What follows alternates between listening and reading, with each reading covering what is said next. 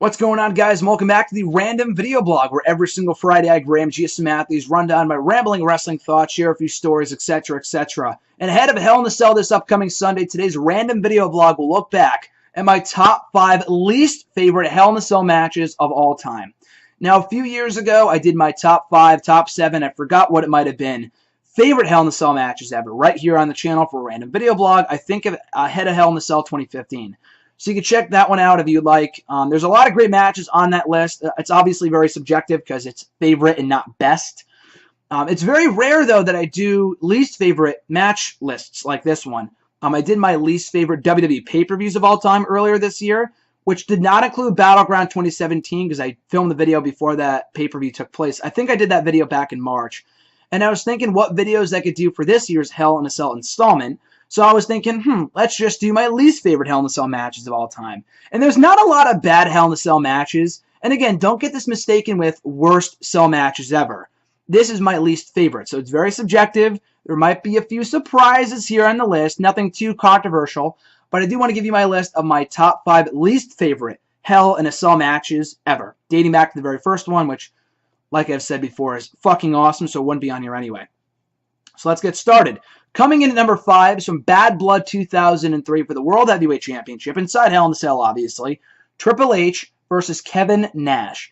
Now, up to that point in time, a lot of people thought this match was like the worst Cell match ever, which it wasn't, and I'll get to that soon enough. I thought it was an alright match, better than it had any right to be, considering Kevin Nash was involved. But it was like, eh. I know the Bad Blood was there, and they had personal, I mean, no pun intended. The Bad Blood was there, the personal history was there between the two, dating back years and years of friendship, which they played off of. Mick Foley was the special guest referee, and without Foley, I don't think this match would have even been decent. It might have been fucking the drizzling shits. But it just wasn't that good. I mean, after all the great Cell matches we had around that time, I mean, even Triple H and Chris Jericho wasn't amazing, but it was still pretty good. Mankind versus The Undertaker. The Undertaker versus Shawn Michaels. And the list goes on and on and on and on. And even Armageddon Hell in a Cell, which I thought was a lot of fun. It wasn't an amazing match, but it was a lot of fun for what it was. And, you know, by that point in time, we hadn't had a lot of bad Cell matches. This was one of them. Compared to the rest, was not very good. I didn't really like it at all. There were a few spots that were well done. Just Kevin Nash had no business being inside Hell in a Cell, to be quite honest with you. Triple H won, like he should have, but Nash was gone after that. So what point did this match really serve, to be honest with you? The Judgment Day match they had sucked. This wasn't that much better. It was still passable, but I still didn't really care too much for it, despite the fact they told a story there with, was it Kevin White or the White referee? No, I mean, he was White, but his last name was White. Not Kerwin White. It was something like that. The referee had gotten... you know, his career had pretty much ended inside Hell in a Cell between Triple H and Chris Jericho. I believe that was the match anyway. Or it might have been another match, but I think it was that one. So they played off of that, which is why Mick Foley was the special guest referee. And again, it was an alright story. In execution, it just wasn't too great, and I didn't really care too much for it. Coming in at number 4, another Triple H Hell in a Cell match. And this might come as a bit of a surprise. I've never liked this match, though. From Hell in a Cell 2009, D-Generation X versus The Legacy. It was the main event for that year's show, and I wish it wasn't. I'm glad DiBiase and Rhodes got the main event slot. And the feud was really, really good.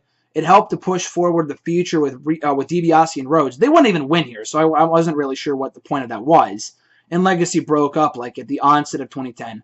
But nonetheless, the match itself, I didn't really like the layout. And I get the story they were going for. They locked out Triple H from the get-go, which allowed the Legacy to beat down on Shawn Michaels. Now, in a realistic world, why wouldn't they have just beaten him down, hit them with their finishers and whatever, and then be done with it? But they dragged it on forever to the point that Triple H had enough time to break into the cell using bolt cutters, and then lock DiBiase out of the cell, and then beat down on Cody Rhodes. So I get what they were going for here. The whole feud was about dividing and conquering D-Generation X, and they did that at a few points, including at Breaking Point.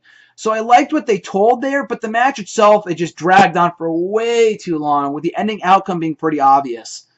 And in the main event slot, I just didn't think it deserved it. Again, it was a good Cell match. I've just never really liked the layout of the match. I thought Punk and Taker was a lot better in the opener. And I thought even Orton and Cena, which might come as a major shock to you, but I thought that Hell in a Cell match was a lot better than this one. I get putting the future over in the main event, but didn't even win anyway, so what was the point? You know what I mean? And then I think Rhodes was out for a few weeks anyway. But beyond that, it really didn't have a lasting impression on either guy's career. Cody Rhodes would go on to become a mid-card competitor. DiBiase was gone from the company a few years later. So I've just never really liked the match or the layout specifically. I could see why people liked it. Personally, I did not. Coming into number 3, most recently, the most recent installment on this list, drum roll please, from WrestleMania 32, The Undertaker versus Shane McMahon. Now, the build-up I thought was decent, kind of fucked up at times. The whole stipulation here was this, that if Shane won, he would be able to run Raw if he won. But he didn't win. He lost. And he ran Raw anyway.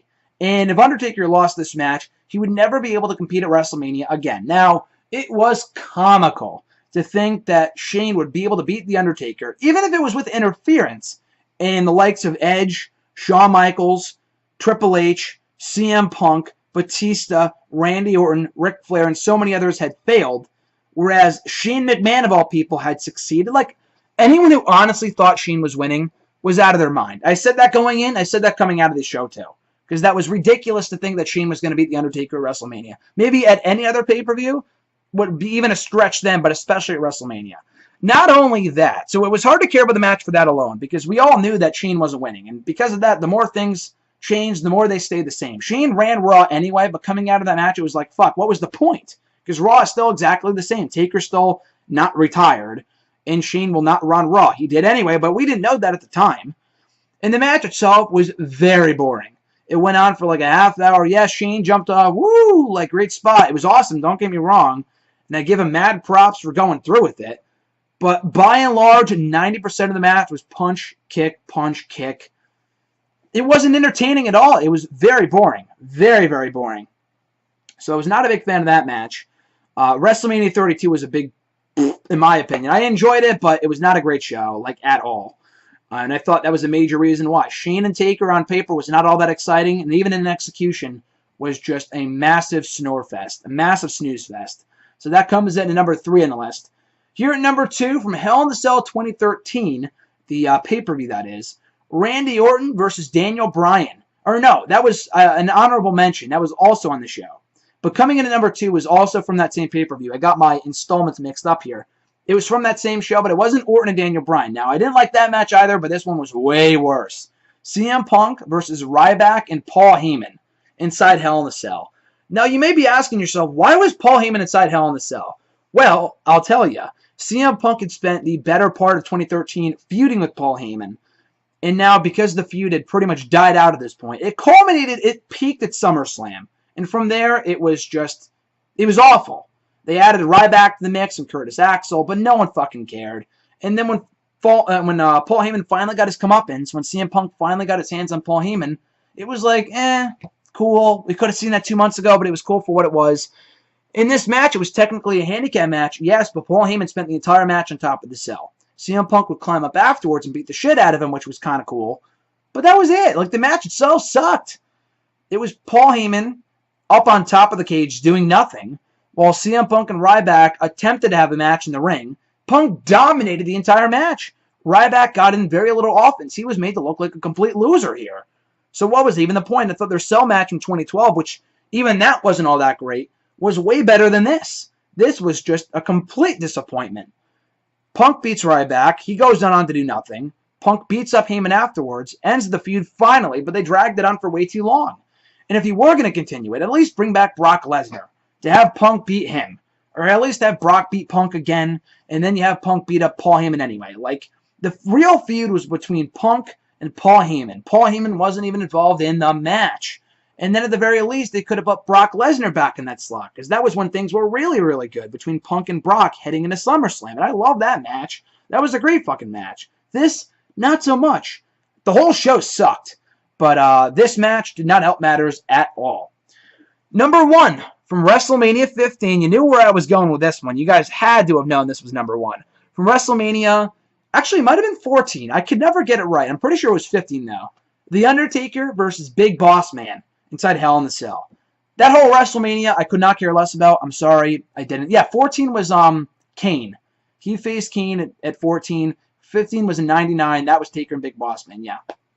This match was awful. I'm sorry, this match was terrible. It was so bad that when WWE put out its Hell in a Cell compilation DVD a number of years ago, about a decade or so ago, I own it on DVD. They had every single Hell in a Cell match up to the point when the DVD was released, except for this one. That's how bad this match is. That's fucking embarrassing. Big Boss Man had no business being inside the cell. Taker tried to get a decent match out of him, but it sucked. The hanging portion of it, it was very distasteful in my opinion. I don't know how they even did it, but it was really dumb.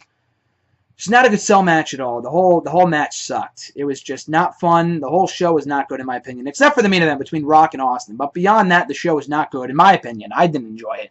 And this was easily the worst match in the entire show. And the worst Hell in a Cell match of all time. Now, there have been a lot of forgettable ones in recent years, but none were as bad as this one. Like, nothing comes close to topping this atrocity between the Big Boss Man and The Undertaker from WrestleMania 15. So, once again, quick recap of the list. Number 5, Triple H versus Kevin Nash from Bad Blood 2003. Number 4, D-Generation X versus The Legacy from Hell in a Cell 2009. Number 3, The Undertaker versus Shane McMahon from WrestleMania 32. From Hell in a Cell 2013. And number 2, CM Punk versus Paul Heyman and Ryback in a handicap Hell in a Cell match. And number 1, The Undertaker versus the Big Boss Man from WrestleMania 15. Those are my top 5 least favorite Hell in a Cell matches of all time. There's been 37, 38, or there will have been 38 by Sunday. I'm not exactly sure what the count is on that. But there's been a lot of Cell matches. Those are the least favorite of mine. Again, just for me. So I would love to know what your list is in the comment section down below. Tweet me on the Twitter machine at WrestleRant. Find me on Facebook at facebook.com/Graham.Jason.Matthews. We'll be back next Friday with another all-new random video blog talking about, I think it's the latest installment of my You Never Know Who Might Be a Wrestling Fan series. So that might change, but in the meantime, that's what I have tentatively scheduled for next week's random video blog. So until then, guys, enjoy Hell in a Cell on Sunday. Here's hoping that neither of the Hell in a Cell matches that will be taking place between New Day and Usos and Kevin Owens and Shane will be nearly as bad as any of the 5 I just talked about. I doubt it. I'm sure they will be great, but here's hoping that none of those 2 matches crack the list. Anyway, guys, enjoy the pay-per-view on Sunday. I'm Graham Matthews, and I'll catch your ass down the road.